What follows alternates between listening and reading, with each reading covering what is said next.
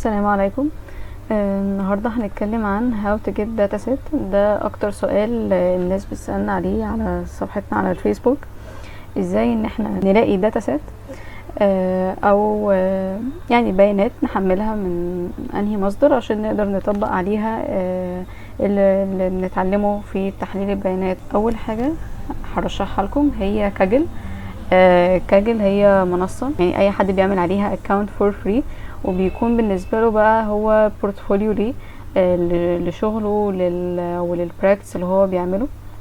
كل الداتا اناليست والداتا ساينتست بيستخدموا الويب سايت، هو الاشهر يعني على مستوى العالم. الويب سايت بيكون فور فري. بعد ما بتعمل اكونت بيكون متاح ليك فيتشرز كتير. اول حاجه واهمها هي الداتا سيت. لو دخلنا كده على الداتا سيت بيبقى عندك كل انواع الداتا سيت تقدر تحملها. الداتا سيت كمان بتكون فيها كاتيجوري، كل كاتيجوري بيمثل طبيعه بيانات معينه. في كاتيجوريز بتكون ادفانسد بيستخدموها في كمبيوتر ساينس، في الكلاسيفيكيشن، في ال NLP والحاجات اللي ليها علاقه بالماشين ليرنينج.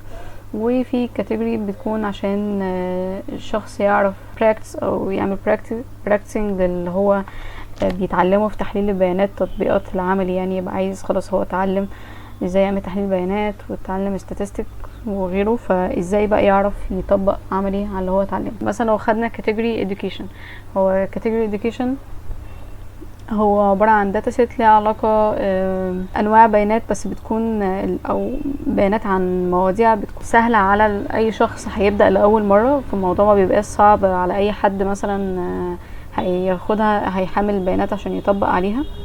يعني مثلا عندنا داتا زي ال student performance، دي داتا الهدف منها ان انت في داتابيز عن طلبة، فانت هتحللها عشان تعرف تقيم اداء الطلبة او يعني اداؤه ضعيف ولا لا. وده هيبقى على اساس مجموعة الكولومز اللي هتكون موجودة في الداتا سيت، اللي من خلالها هتقدر تقول هو اداؤه بيكون كويس عند مرحلة معينة واداء الطلبة بيكون ضعيف عند مرحلة معينة.